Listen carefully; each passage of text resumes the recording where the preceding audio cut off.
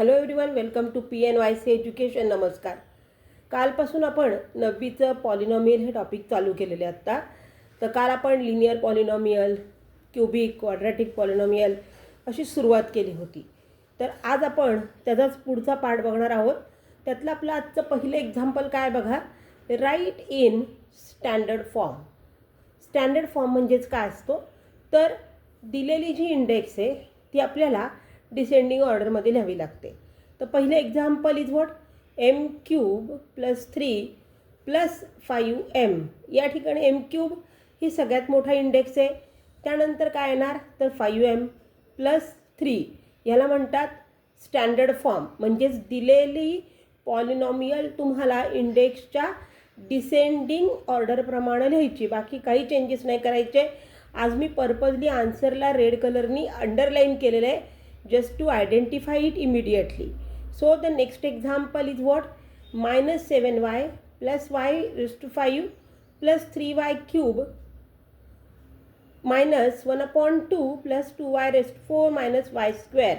तर या ठिकाणी आपण बघतोय की सगळ्यात मोठा इंडेक्स काय, तर y5 raised to 5 + 2y raised to 4 + 3y³ -y² -7y -1/2. आता या दिलेल्या पॉलिनॉमियलमध्ये डिसेंडिंग ऑर्डर अगदी जशीच्या तशी होती, म्हणजे 5 4 3 2 1 आणि 0 त्याप्रमाणे आपण लिहिले. आपण एक्स्ट्रा कुठलाही एखादा नंबर किंवा कोएफिशियंट वगैरे काहीही इथे ॲड करत नसतो, फक्त इंडेक्सच्या डिसेंडिंग ऑर्डरप्रमाणे लिहितो. म्हणून मी परत त्यालाही रेड कलरने अंडरलाईन केलेले आहे. तर थोडक्यात काय, तर स्टँडर्ड फॉर्म म्हणजेच काय, तर दिलेला पॉलिनॉमियल हे डिसेंडिंग ऑर्डर, इंडेक्सच्या डिसेंडिंग ऑर्डरप्रमाणे फक्त त्याला अरेंज करायचं. You don't want to add anything else in that. So now our next question is what, write in coefficient form. Coefficient form म्हणजे काय, तर बघा आता पहिलं एक्झाम्पल काय आपलं, तर x³ -2. आता डिसेंडिंग ऑर्डर लागते आपल्याला कोएफिशियंट फॉर्म करताना. मला x³ दिलेलं आहे, पण आपल्याला त्यांनी स्क्वेअर दिले नाही, 1 नाही दिलेलं, डायरेक्ट 0 दिलेलं आहे. मग आपल्याला त्यासाठी काय करावं लागतं, तर x³ plus, I don't have any number so I have to write, +0x² + 0x - 2. So our coefficient form म्हणजेच काय, की दिलेल्या व्हेरिएबलच्या अगोदर कोणते नंबर आहेत, अंक आहेत.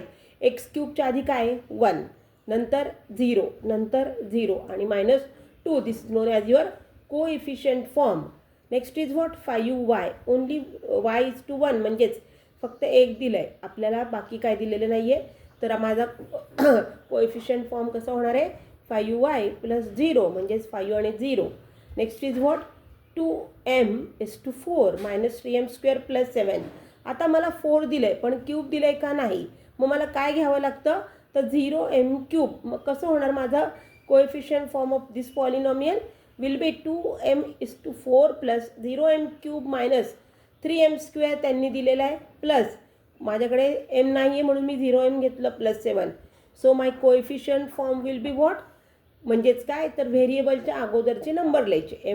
m/4च्या आधी काय, 2, m³ अगोदर काय, 0, m² आधी -3. लक्षात ठेवा, साईन खूप इम्पॉर्टंट असतं, नुसतं 3 आपण नाही लिहू शकत. मायनस असेल तर आपल्याला तिथे मायनस लिहावंच लागतं. +0m 0 +7 म्हणजे 7 आलं. साईन नाही आहे याचा अर्थ assume it as plus. So the coefficient form is 2 0 -3 0 7. तर आजच्या व्हिडिओमध्ये आपण काय पाहिलं आहे, तर स्टँडर्ड फॉर्म, ज्याच्यामध्ये आपण काय बघतो, इंडेक्सच्या डिसेंडिंग ऑर्डरप्रमाणे दिलेले टर्म्स आपल्याला अरेंज करायचे. आणि कोएफिशियंट फॉर्म म्हणजे काय, की दिलेले जे इंडेक्स आहेत त्याच्यामध्ये जे मिसिंग आहेत त्याला आपण 0 ॲज अ कोएफिशियंट घेऊन त्याची मांडणी करायची असते आणि ते प्लसच असतं कायम. तर आजच्या व्हिडिओमध्ये आपण ह्या 2 इम्पॉर्टंट गोष्टी शिकलेल्या आहोत. तर या पद्धतीनं आपल्याला पॉलिनॉमियलच्या ह्या सगळ्या गोष्टी कळल्यात. पुढच्या व्हिडिओमध्ये आपण ह्याच्या पुढचे ऑपरेशन्स काय असतील ते बघूयात. त्याचप्रमाणे काल सांगितल्याप्रमाणे कालच्या आणि आजच्या व्हिडिओमध्ये जर काहीही डाऊट्स असतील तर you can write in our comment section. Our phone number is also there. आम्ही आमच्या नेक्स्ट व्हिडिओमध्ये ते रेक्टिफाय करायचं किंवा अजून सिम्प्लिफाय कसं होईल त्या करून तुम्हाला ते सोपं वाटेल हा प्रयत्न नक्की करूयात. Till then stay tuned. Thank you.